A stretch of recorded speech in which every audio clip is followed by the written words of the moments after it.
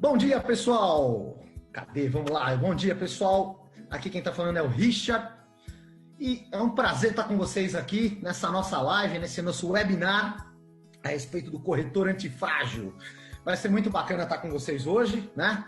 Nós temos aí, se eu não me engano, 700 e poucos inscritos aqui pelo YouTube, né? E é um grande prazer esse convite da Sul América, né? Para a gente comentar a respeito, né? Dessas mudanças do nosso mercado. A gente vai ter a nossa agenda hoje, vai ser o seguinte: nós vamos falar um pouquinho sobre as mudanças nas tendências de mercado, o que aconteceu com esse nosso mundo, e quais são o que vai acontecer com a gente a partir de agora e o que a gente pode fazer para prosperar a partir desse momento. O tema do nosso bate-papo hoje é o corretor antifrágil. E eu já vou explicar para vocês por que eu escolhi esse tema, o antifrágil. É um tema que eu gosto bastante.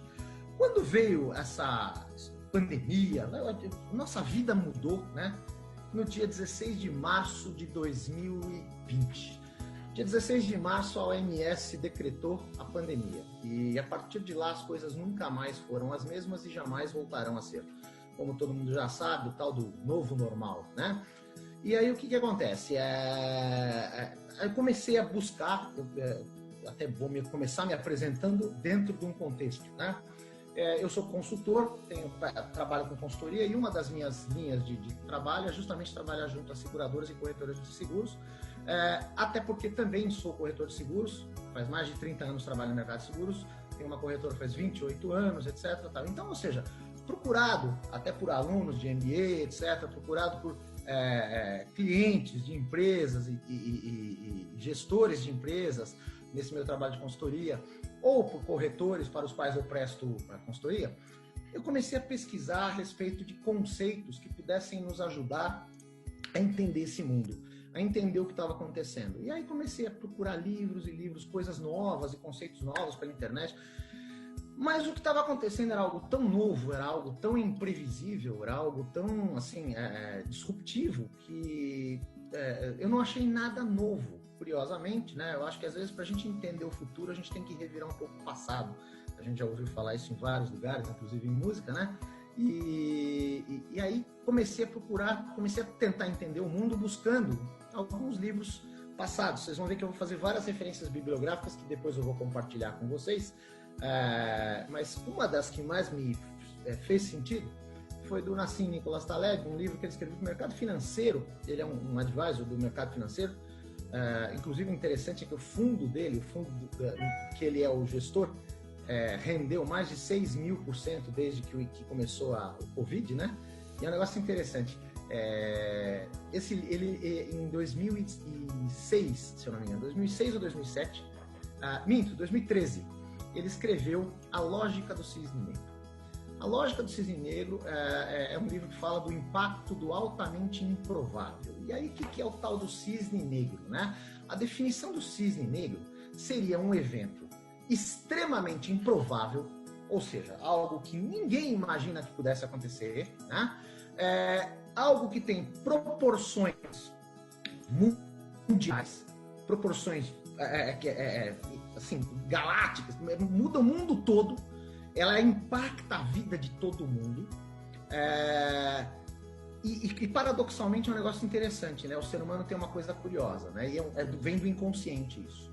Quando tem um evento extremamente improvável, mas que impacta a vida de todo mundo, as pessoas têm uma tendência inconsciente a achar: eu já imaginava que algo assim pudesse acontecer, né?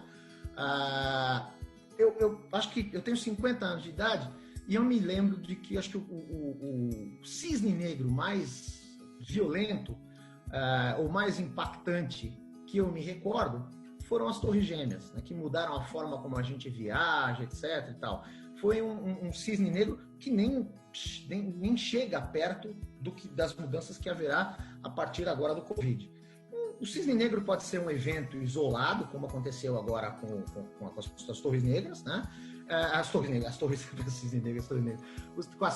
Torres Gêmeas. O cisne negro pode ser ocasionado por uma disrupção tecnológica. Foi o caso, por exemplo, dos smartphones, que gerou uma mudança muito agressiva na forma como se consome música, como se consome leitura e por aí vai, como se interage e por aí vai, né? E o cisne negro pode ser uma situação como o próprio Covid, né? Uma endemia que começa com uma epidemia e por aí vai. Bom, moral da história, onde eu quero chegar? Um evento muda o comportamento do mundo inteiro.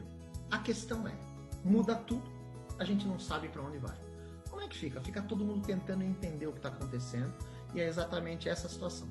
Eu acho que outro conceito, né, que nunca coube tão perfeitamente quanto o momento atual é o conceito que foi desenvolvido pelas Forças Armadas. Pra você ter uma ideia, lá em 1990, mais ou menos, no mundo pós-guerra, eles estavam tentando chamar o mundo de VUCA, né? Eles abreviaram VUCA, que acho que em inglês seria VUCA, em português seria VICA, né? Que vem das expressões volátil, incerto, que vem de uncertain, por isso VUCA, né? Complexo e ambíguo. Então vamos analisar um pouco o que eles queriam dizer e como cabe hoje a questão desse mundo VUCA, que vocês devem ouvir falar bastante, né? Então veja, volatilidade vem da questão de uma velocidade, de uma falta de conseguir conter ou controlar as mudanças. Vamos pensar, né, da volatilidade, por exemplo, no sentido físico, né, da descrição física. O gás. Gás é volátil, tá? É um elemento físico volátil. Então, por exemplo, você imagina que você está trancado numa sala com gás. Vou fazer essa analogia para você entender o que eu quero dizer. Imagine que você está trancado numa sala com gás. Você não vê o gás ele está disperso na sala, ele se move, as moléculas do gás se movem muito rapidamente, e o gás, sem dúvida nenhuma, pode te matar. Se você não vê o gás, você morre, né, na sala. É mais ou menos a mesma coisa que aconteceu com a Kodak, com a BlackBerry, com o Yahoo. A Sony não morreu ainda, mas tá, né, é muito menos relevante do que era na época em que era a rainha das máquinas fotográficas digitais. Porque o que acontece? Essa volatilidade gera mudanças incríveis, né? Vou pegar primeiro o caso da Sony, que é da Kodak, que é o caso mais icônico, todo mundo praticamente já conhece. E se você ainda não conheceu o caso da Kodak, dá uma digitada lá, Case Kodak no Google, que você vai entender tudo. Mas muita gente não sabe que quem inventou a câmera digital foi um funcionário da Kodak, né? Em 1976, um funcionário da Kodak chegou lá na diretoria com um troço desse tamanho assim, e falou: olha, chefe, eu inventei um trambolho aqui que é muito bacana. Ele não precisa de filme e ele não precisa de revelação. E na época o CEO da Kodak chegou e falou: mas você é louco, o que eu vou fazer com um troço que não precisa de filme, não precisa de revelação, se o negócio da Kodak é revelar e fazer filme? Esse troço não nos ajuda, deixa ele de lado. Mas não registraram nem patente do bicho, né?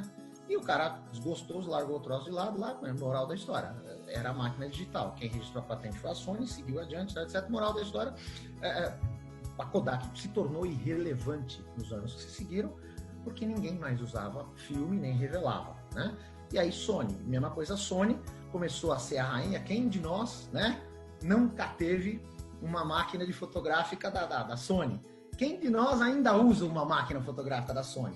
Porque a Sony não percebeu que com o advento dos smartphones, ninguém mais ia tirar fotografia, exceto no ambiente profissional, não ia mais tirar fotografia com máquinas fotográficas. Ia tirar fotografia, você vai tirar suas fotos com o teu celular, né?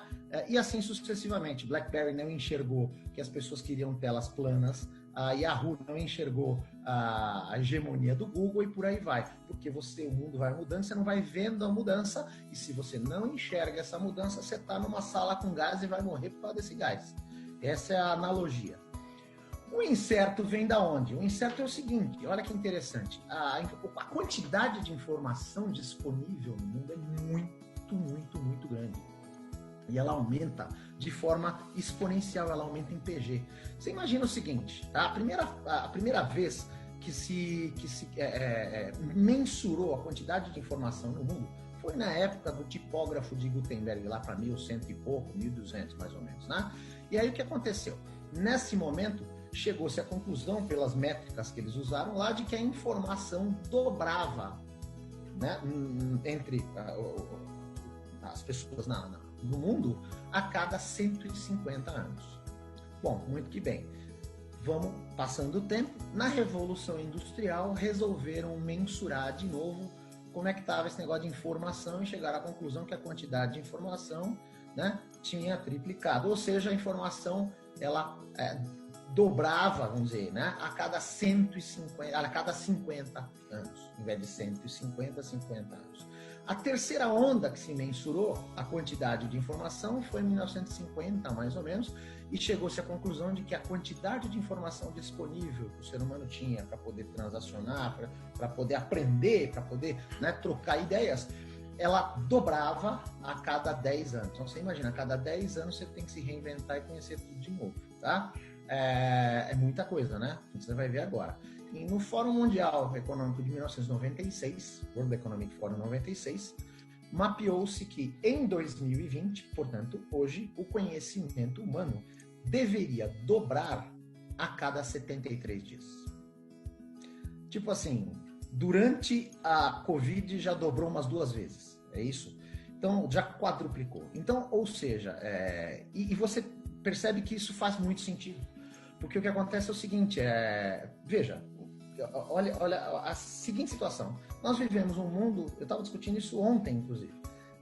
Nós vivemos um mundo onde nós temos prêmios Nobel de imunologia, de medicina, nós temos uma Organização Mundial da Saúde, né?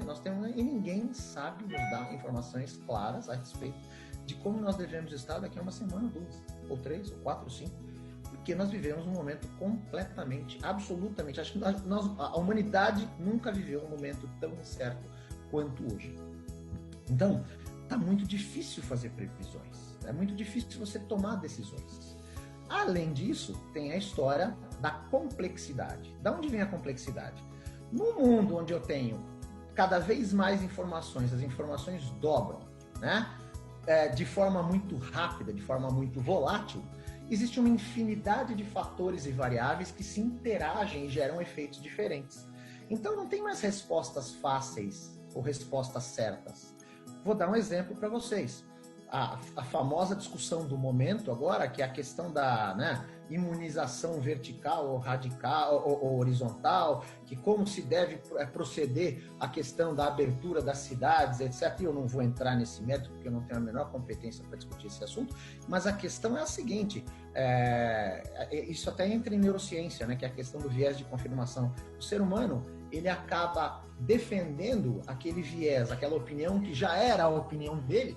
Por quê? Porque ele vai encontrar subsídios de informação e de comprovação que vão sustentar a opinião dele, ponto, né? Se você quiser, por exemplo, defender que o correto é a imunização horizontal, você vai procurar prova que vai conseguir corroborar a tua visão. Se você quiser provar na tua visão que a imunização vertical é o correto, você também vai conseguir comprovar e você vai ver discussões. Eu participo de vários grupos de WhatsApp que discutem isso e é divertido ver a discussão do pessoal sob o ponto de vista de argumentação, porque realmente ambos estão certos.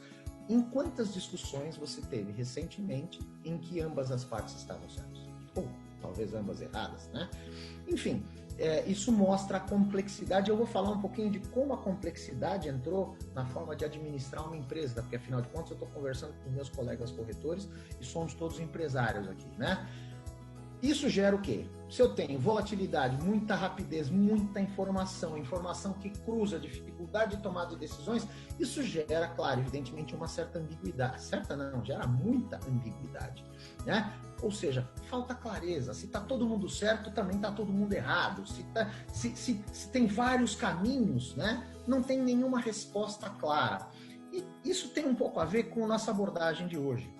O que eu tenho a propor hoje para vocês não é nenhuma bala de prata, o que eu tenho a propor hoje para vocês não é nada revolucionário. Veja, eu bebi na fonte de livros, eu fui buscar na fonte desses caras aqui. Então o que eu quero é compartilhar com vocês informações que para mim fizeram muito sentido depois de conversar com especialistas aqui, especialistas ali, craques ali, de muita bateção de cabeça, de 30 anos de experiência tentando um monte de coisa e não dando certo, e da minha experiência como consultor, que é pegar as experiências e transformar isso em um modelo. E é isso que eu quero compartilhar com vocês, tá? Então esse é o nosso objetivo hoje. Mas é evidente, não tem nenhuma pretensão de ter uma bala de prata e dizer o que está certo e o que está errado. É de propor ideias.